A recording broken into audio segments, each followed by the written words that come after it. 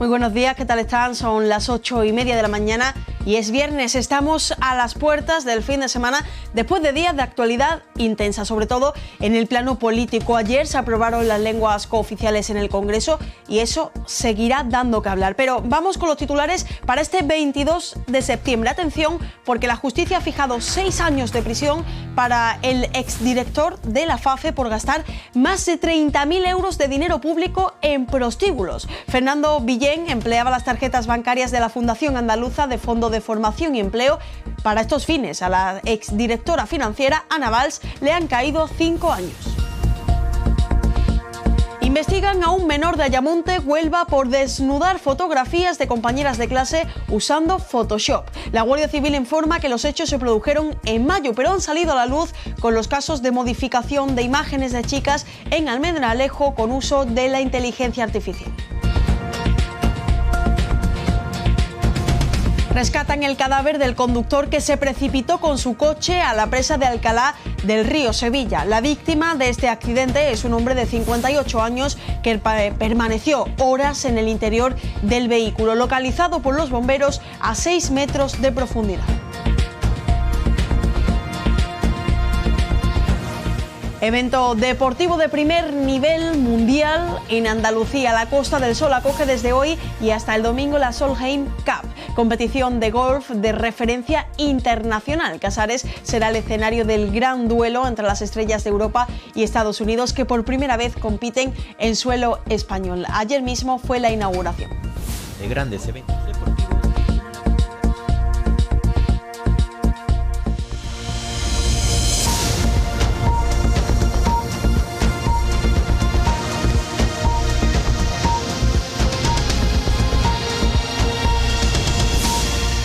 Pues esa y más información se la detallamos a continuación. Antes, como de costumbres, echamos un vistazo a cómo se ha despertado el país para conocer los titulares que abordan los principales periódicos. En este caso vamos con la portada de ABC, que habla de esa nueva polémica en el seno del Partido Socialista por esa incompatibilidad de opiniones entre los grandes varones del PSOE y los dirigentes actuales, como el presidente en funciones, Pedro Sánchez, sobre todo en cuanto a esos acuerdos con los líderes catalanes. En internacional, esa reunión de Zelensky en el Capitolio es la noticia protagonista. Pasamos de ABC a La Vanguardia, que también se hace en eco de esa aprobación ya definitiva de la cooficialidad de las lenguas en el Congreso. Fue aprobado ayer con 180 votos a favor y, sin duda, tras días de polémica, esto seguirá dando que hablar. Y como no, repasamos también algunas portadas de Andalucía. En el caso de hoy vemos Sevilla, el diario de Sevilla, que pues da ese gran titular que ya les avanzábamos, que es esa condena a 6 años de prisión para el exdirector de la FAFE. La imagen va de nuevo para el deporte. Un Betis sin reacción, dice el diario de Sevilla, con ese 1-0. Y en Granada hoy se habla de esa petición del Hotel Alhambra Palace al Supremo, que reclama 417.000 euros por el coronavirus. Dice que en este caso el gobierno no tuvo previsión alguna. La imagen es para ese récord de pasajeros que ha alcanzado el metro. Y como no, tienen a su disposición, ya lo saben, la web de 101 Televisión. Estas son algunas de las noticias que les detallamos enseguida. Entre ellas, les avanzamos ya también que ayer se produjo una reunión sobre la sequía. Eso está en nuestra página web y se lo vamos a contar enseguida.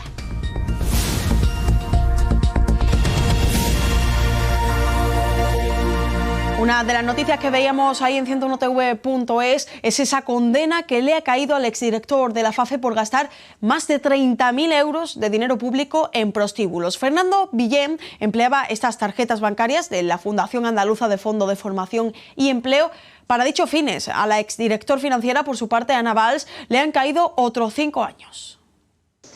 La Audiencia de Sevilla ha condenado al exdirector de la Fundación Andaluza Fondo de Formación y Empleo, Fernando Villén, a 6 años de cárcel como autor de un delito continuado de malversación en concurso con un delito continuado de falsedad en documento oficial en concepto de inductor por los pagos en clubes de alterne con tarjetas bancarias de la citada entidad pública perteneciente a la Junta de Andalucía, imponiendo a la exdirectora económica financiera de la entidad, Ana Valls, 5 años y 3 meses de cárcel como autora de los delitos ya citados. Así figura en una sentencia emitida el 19 de septiembre por la Audiencia de Sevilla y difundida por la Oficina de Comunicación del Tribunal Superior de Justicia de Andalucía, en la que se condena además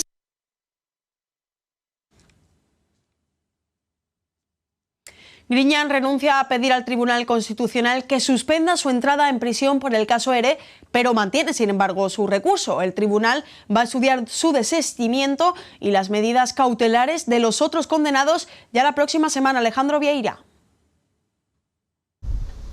El expresidente andaluz José Antonio Griñán ha renunciado a la petición de medidas cautelares que había realizado al Tribunal Constitucional para que suspendiera su entrada en prisión por el caso ERE. En este fue condenado a 6 años de cárcel por prevaricación y malversación. Así, Griñán renuncia a pedir al tribunal que suspenda su entrada en prisión, pero mantiene su recurso. La entrada en prisión del expresidente de 77 años ya fue suspendida en junio por la Audiencia Provincial de Sevilla. Este aplazamiento se impuso por un periodo de 5 años para tratarse el cáncer que tiene diagnosticado desde 2022. Es importante recalcar que el Tribunal Constitucional no suele frenar el ingreso en prisión cuando la pena supera los 5 años de privación de libertad por tratarse de condenas graves. Su enfermedad, como decimos, llevó a la audiencia a considerar que su estado de salud era incompatible con su estancia en un centro penitenciario. El tribunal estudiará su desistimiento y las medidas cautelares de los demás condenados la próxima semana. Gracias, Alejandro. Y de Sevilla nos vamos a Huelva. Y está también la noticia porque siguen aumentando los casos de fotografías de menores modificadas a través de Internet e inteligencia artificial. En concreto, en Ayamonte, un menor ha sido detenido por la Guardia Civil por robar fotos de sus compañeras de instituto y modificarlas, en esta ocasión con Photoshop, para desnudarlas. Un método más rudimentario, pero que sigue siendo un atentado contra la intimidad de estas niñas y también algunas mujeres. Al calor de la polémica surgida en Almendralejo, ahora acaba de confirmar la Guardia Civil que el pasado mes de mayo los agentes procedieron a la investigación de este menor de edad como presunto autor de un delito contra la intimidad. La polémica marcó el final del pasado curso escolar en Ayamonte después de que fotos con falsos desnudos de una niña circularan por las redes sociales. El teniente de alcalde de Ayamonte ha comparecido ante los medios dando algunos detalles de los hechos. Este es un asunto que surge en mayo de este año, en aquel momento pasó desapercibido.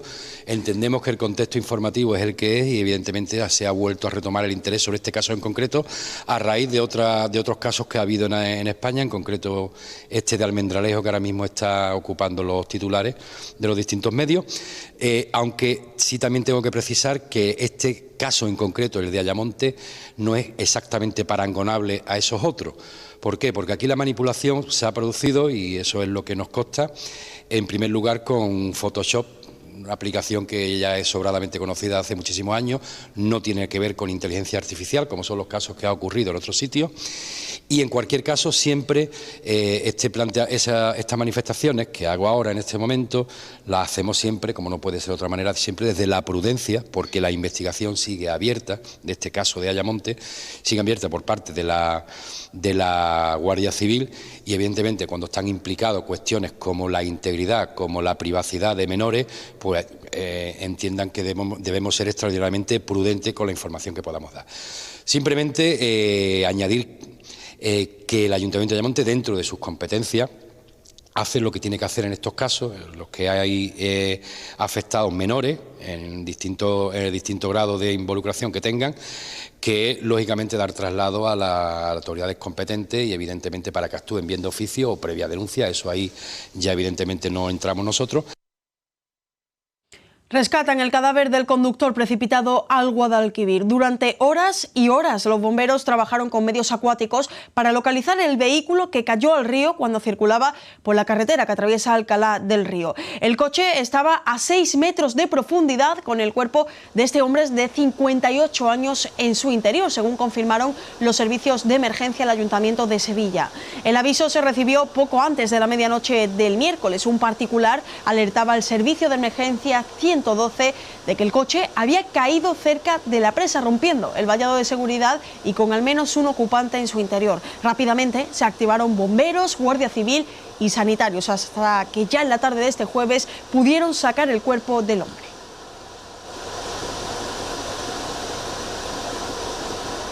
Nos vamos a Málaga con una operación contra el narcotráfico y el blanqueo de capitales que ha acabado con 27 detenidos en varias provincias del territorio nacional. Algunos arrestos se han producido aquí en Andalucía, en concreto en Sevilla y allí en Málaga. Carlos Rico.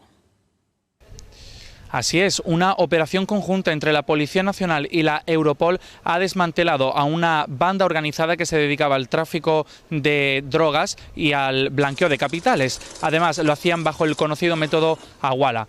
Todos los detenidos, en su mayoría, son ciudadanos chinos y albaneses que conseguían al final de año 66 millones de euros. Además, han sido 27 las personas detenidas de varias provincias de nuestro país, entre las que se encuentran Málaga, Sevilla o Alicante. En los 18 registros que se han efectuado se han intervenido 615.000 euros y además joyas y relojes por valor de 400.000 euros. Gracias, Carlos. Y 3 detenidos de una red que, atención, logró 4,5 millones de euros robando en complejos hoteleros de lujo en Chiclana de la Frontera, Cádiz, también en Francia. La operación está coordinada por la Guardia Civil y la Policía francesa. En la actuación policial llevada a cabo aquí en España, los agentes localizaron en un doble fondo 2 bolsas con efectos sustraídos por valor de más de 750.000 euros. Gracias a esta detención se pudo identificar al líder de la organización, el cual operaba con 9 identidades distintas por todo el territorio europeo. La operación recibe el nombre Ébano Azul. Se inició en agosto del año pasado, cuando los agentes tuvieron conocimiento de varios robos con fuerza ocurridos en el interior de unos apartamentos situados en un complejo hotelero de lujo en Chiclana. Y seguimos hablando de hoteles, pero en otro sentido, después de que la justicia haya desestimado los recursos por la adjudicación de los lotes de viajes del Inserso, la nueva temporada del programa turístico comenzará en la segunda semana de octubre, esta vez con 70.000 plazas más que el año pasado. Muchos de esos mayores de toda España desembarcarán aquí en Andalucía. Octubre es el mes en que comienzan los viajes del Inserso, que arrancarán finalmente durante la segunda quincena de octubre, tras la decisión de la Junta de rechazar los recursos que se habían presentado contra la adjudicación de todos los lotes al grupo turístico mallorquín Aboris. Así lo ha anunciado este martes el Ministerio de Derechos Sociales, que ha detallado que el Tribunal Administrativo Central de Recursos Contractuales ha desestimado los recursos presentados a la licitación, con lo que el Inserso trabaja ya para que esté todo listo para comenzar en las fechas habituales. El programa de la temporada 2023-2024 cuenta con 886.269 plazas, unas 70.000 más que en la temporada anterior, repartidas en 3 lotes: 443.887 para viajes de costa peninsular, 203.039 de costa insular y 212.343 de turismo de escapada, con circuitos culturales, de naturaleza o de visita de capitales de provincia.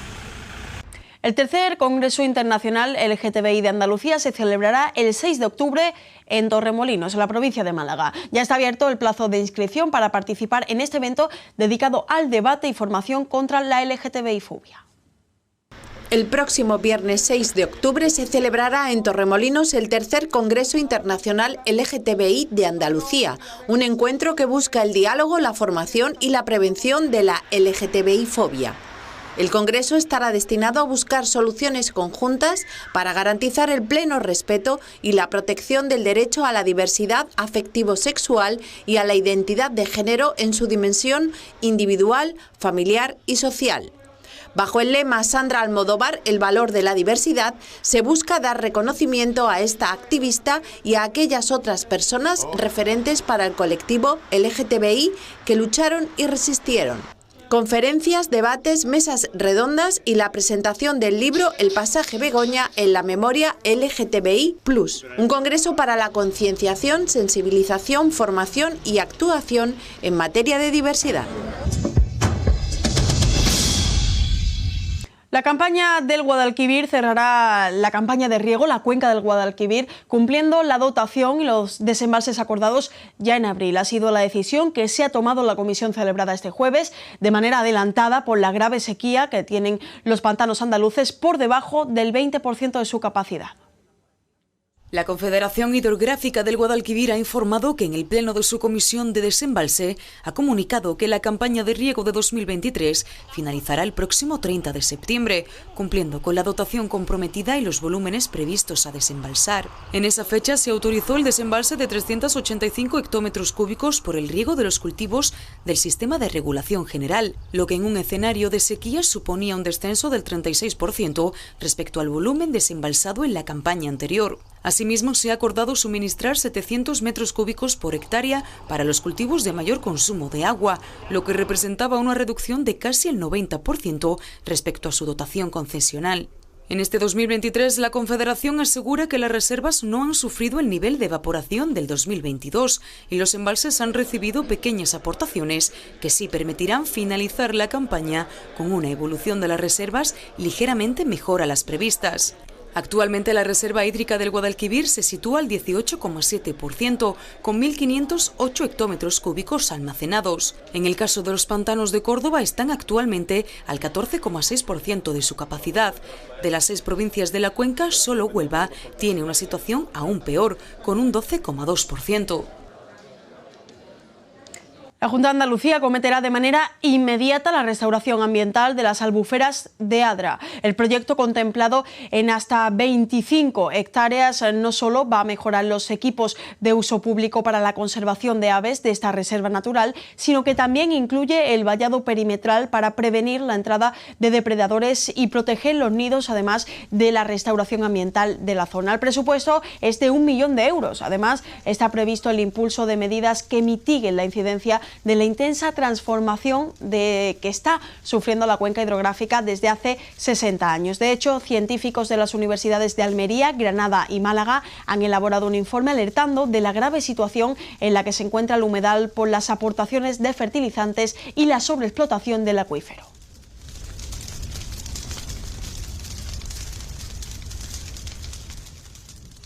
El lunes arrancará la vacunación contra infecciones respiratorias como la bronquiolitis, en la que se va a priorizar a los menores de 6 meses. La más multitudinaria, la vacunación contra la gripe y la COVID-19, comenzará ya a mediados de octubre, aunque la fecha específica están aún por concretar según la llegada de los viales. La Consejería de Salud y Consumo de la Junta de Andalucía estima que podría iniciar la campaña de vacunación conjunta de gripe y COVID-19 en torno al próximo 16 de octubre, mientras que la del virus respiratorio sincitial para la bronquiolitis o neumonía empezará el 25 de septiembre. La fecha concreta para iniciar la vacunación de la gripe y COVID-19 no puede fijarse aún porque se está a la espera de la llegada de las vacunas de recuerdo para el coronavirus, que tiene que enviar el Ministerio de Sanidad. García recordó que la vacunación de la gripe irá acompañada de la dosis de recuerdo de la COVID para personas mayores y personas vulnerables y también para profesionales sanitarios. Más cosas. Málaga es la segunda provincia española donde más británicos han solicitado la equiparación con los derechos de la Unión Europea tras el Brexit. Cerca de 40.000 británicos han cursado esta solicitud desde el 2020, cifra solo superada por Alicante y seguida de Baleares. Málaga es la segunda provincia española donde más ciudadanos británicos han obtenido, tras la consumación del Brexit en el año 2020, el documento oficial que los acredita como beneficiarios de la mayoría de los derechos que tienen los ciudadanos de la Unión Europea en aplicación de lo establecido en el acuerdo de retirada. Los datos del último informe mensual del Ministerio de Inclusión, Seguridad Social y Migraciones revelan que unos 39.500 británicos residentes en Málaga han optado por solicitar esta inscripción, cifra solo superada por Alicante y seguida de Baleares. Más de 208.000 británicos han realizado en España este trámite, con un perfil dominado por personas mayores de 65 años, es decir, jubilados, y con gran predominio del litoral más turístico. De hecho, Alicante, Málaga y Baleares concentran por sí mismas un 51% de los demandantes. En este punto vamos con algunos apuntes cofrades. La Virgen del Rocío de la Hermandad de la Redención de Sevilla va a ser coronada canónicamente el 5 de julio del 2025. Así lo anunció el obispo auxiliar Ramón Valdivia en el transcurso de la Eucaristía de reapertura y bendición de la Iglesia de Santiago, sede de la Hermandad, tras las obras de restauración que han durado los últimos 3 años. El obispo auxiliar anunció la coronación al final de la misa, momento en el que la Iglesia de Santiago rompió aplausos y en el exterior del templo hubo fuegos artificiales incluso para celebrar uno de los días más importantes de la historia de la redención. Es la segunda coronación anunciada para la ciudad de Sevilla desde el inicio del mandato del arzobispo José Ángel Sainz, tras la de la Piedad del Baratillo, distinción que ostentará el 14 de septiembre de 2024 en la catedral.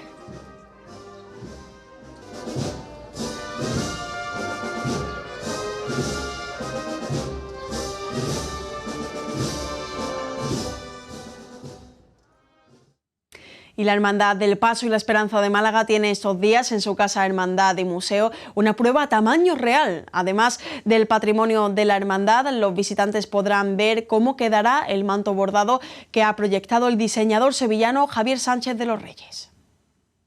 La Archicofradía del Paso y la Esperanza de Málaga tiene expuesto en su museo una prueba a tamaño real de cómo quedará el nuevo manto bordado para la Dolorosa que ha proyectado el diseñador sevillano Javier Sánchez de los Reyes.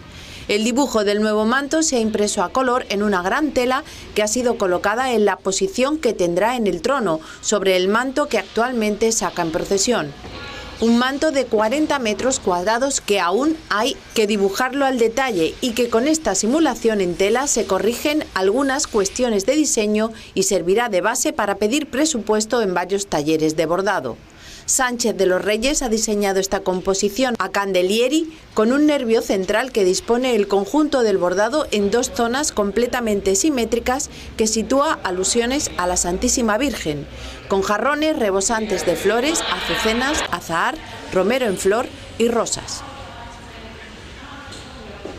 Hablamos ya de deporte porque desde este viernes y hasta el domingo en la Costa del Sol, Casares acoge el mayor evento deportivo de golf del mundo. España, Andalucía, vuelve a ser el epicentro del golf mundial y esto supondrá un gran impacto económico positivo, por supuesto. Así se dejó sentir ayer en la inauguración. La ciudad de Marbella ha acogido este jueves la ceremonia de inauguración de la Soleil Cup 2023, la mayor competición femenina de golf del mundo. Esta prueba contará con un total de 85.000 espectadores y supondrá un retorno de 500 millones de euros para la región. El acto ha contado con la presencia del presidente de la Junta de Andalucía, Juanma Moreno, quien ha destacado la capacidad organizativa de grandes eventos deportivos que tiene la comunidad. Andalucía es igualdad, Andalucía es deporte. Aquí hemos celebrado y seguimos celebrando las más altas competiciones deportivas. Somos un territorio deportivo. Nos identificamos y construimos nuestro presente y nuestro futuro con los valores del deporte, el esfuerzo, la inclusión, el trabajo en equipo, la generosidad, el respeto y el afán de superación. De la misma forma, el presidente andaluz ha incidido en la importancia de visibilizar el deporte femenino a todos los niveles y los pasos que su gobierno está dando por la igualdad. Me siento especialmente orgulloso de que Andalucía, nuestra tierra, sea anfitriona de la competición de golf femenina más importante del mundo, porque no solo hablamos de una apuesta del gobierno andaluz por el golf y la alta competición mundial, también y sobre todo se trata de una apuesta por el deporte femenino en un mundo que exige la eliminación de toda desigualdad entre personas. Moreno ha felicitado a todas las participantes y a todas las personas que desde los distintos puntos del mundo van a poner su mirada en Andalucía durante estos días, y a todos ellos les ha invitado a disfrutar de uno de los acontecimientos deportivos más importantes. ¿Qué más tendremos este fin de semana en el plano deportivo? Pues ya les adelantamos que duelos de infarto en el fútbol andaluz. Cuéntanos, Fran Campos, buenos días. ¿Qué tal, Luisa? Muy buenos días. Desde luego nos espera un fin de semana apasionante en cuanto al fútbol de primer nivel en nuestra comunidad se refiere, con duelos muy pero que muy relevantes en lo que concierne a la clasificación. El que estrenará primero será el Sevilla Fútbol Club, que viene de empatar en Champions en su estreno frente al Lens, y visitará a los Osasuna de Arrasate. Siempre es un campo difícil. Posteriormente, el sábado, cerrando esa jornada de sábado, tendremos un partidazo en el No Power Horse Stadium de Almería. La Unión Deportiva de Almería recibe al Valencia con la necesidad imperiosa de ganar, si no el puesto de Vicente Moreno podría empezar a correr serio peligro. Y ya para el domingo, duelo regional, el Real Betis Cádiz, club de fútbol con 3 puntos para los béticos, importantes para seguir arriba, para el Cádiz, para coger siempre un poquito de aire en la clasificación, y cerrará la jornada del domingo el duelo entre la Unión Deportiva Las Palmas y el Granada Club de Fútbol de Paco López, necesidad también imperiosa para los granadinos de conseguir la victoria. Insolac, expertos en energía renovable desde 2005, patrocina el tiempo.